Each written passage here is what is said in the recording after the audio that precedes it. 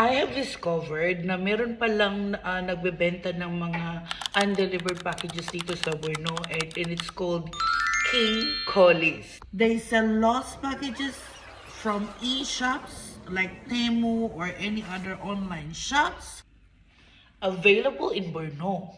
This is only until January 18. And it's a weight ng mga boxes. So, yun doon nagmamatter ang prices.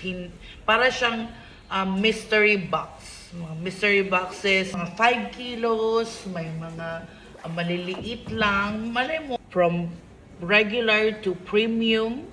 And you can only open pag nabili mo na. Yun lang. Para siyang mystery box. Kaya kung sino man ang may mga sahod na ba?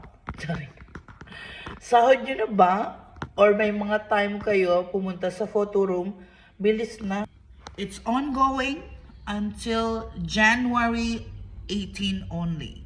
Just sharing with you guys kung ano meron available sa Borno and ongoing para sa mga OFW natin kasama dito sa Borno. May idea kayo na meron palang ganyan. At ngayon ko lang din na-discover na meron parang mga undelivered packages na undelivered packages na binibenta nila.